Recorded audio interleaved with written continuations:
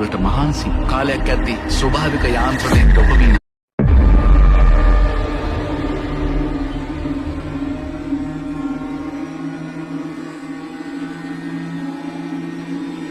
කවදා හරි කවුරු හරි මිනිහෙක් අයිස් ගහන්න පටන් ගත්ත දවස තමයි ඒ මිනිහා ජීවත් වෙන එක නවත්තන දවස වෙන්නේ. අපේ මොළයේ තියෙන එක කොටසක් එතනින් තමයි සතුටේ හෝමෝනය ස්‍රාවය කරන්නේ. ඒ කොටසේ සෛලවලින් තමයි ඩොපමීන් කියන හෝමෝන් එක ක්‍රියේට් කරන්නේ. අයිස් කෙලින්ම ගිහිල්ලා ඩොපමීන් හෝමෝනේ හදන ඒරියාස් අවුස්සනවා. ඩොපමීන් තමයි අපිට සතුට දනවන දේවල් නැවත කිරීමේ ආස්වාදය ගැන කියලා දෙනවා. ආස හිතන දෙයක් කරන එක, ස්පෝර්ට්ස් කරන එක, ආදරේ කරන එක, යම් කිසි ක්‍රියාවකින් ඩොපමීන් එනවා නම් අපේ ඇඟ අපිට නිතරම කියනවා, අපේ මොළය නිතරම කියනවා, ඒ ඩොපමීන් එන වැඩේ ආයි කරන්න බබා. මේ ක්‍රිස්ටල් මෙත් එකෙන් මොළයේ තියෙන ඩොපමීන් ස්‍රාවය කරන සෛල අවුස්සනවා.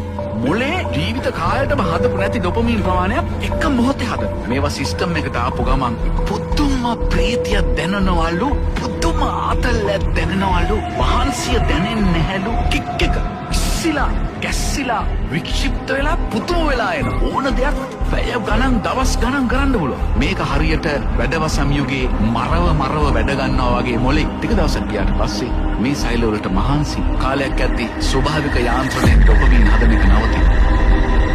දැන් වැඩ කරන්නේ කෙමිකල් එකට විතරයි. තවදුරටත් ස්වභාවික යාන්ත්‍රණය යටතේ ඩොපමීන් හදාගන්න මේ සෛලවලට බැරි වෙනවා. අයිස් ටිකක් ගැහුවොත් විතරක් අමාරුවෙන් ඩොපමීන් කොහොම හරි ටිකක් හදනවා. ඒවා වැඩ කරන්නේ තවදුරටත් කෙමිකල් වලට විතරමයි.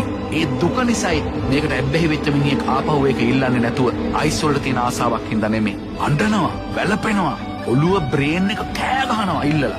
ජීවත් වෙන්න එක ඉල්ලන්නේ බෑ. නැතුව තවදුරටත් ඩොපමීන් හොයන්න නෙමෙයි. හිතන්න මොන දුකක්ද කියලා. අන්න මිනිස්සු හොල්මන් වගේ වෙන්න ගන්නවා. සම්පූර්ණයෙන්ම තිරසනෙක් වෙනවා. දැන් ඒ පුද්ගලයාටම තේරෙනවා මේක උනේ අයිස් ගහලා. එයාට අයිස් ඕනේ නැහැ. එයාට ඩොපමීන් ඕනේ. ඩොපමීන් ඕන නිසා එයා වඳිනවා. අනේ මට අයිස් ටිකක්. එයා දන්නවා මේක විනාශයක් කියලා. එළියට එන්න බෑ. ඇඟ රිදෙනවා. බය දැනෙනවා. පිස්සු වගේ හැසිරෙනවා.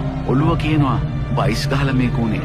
මිනිහා දන්නවා අයිස් ගහන්න විනාශ වෙනවා. නමුත් මේ වෙලාවේ තියෙන මානසික වේදනාව, ශාරීරික වේදනාව දරා ගන්න බෑ. ආයි හොයන. ආයි වලෙන් වලටම යනවා. මේ තමයි ක්‍රිස්ටල් මෙත්ස් වල තියෙන ඉෆෙක්ට්. ගැලවෙන්න ඕන උනත් ගැලවෙන්න බැරි ඩ්‍රග් එකක් කියලා කියන්නේ.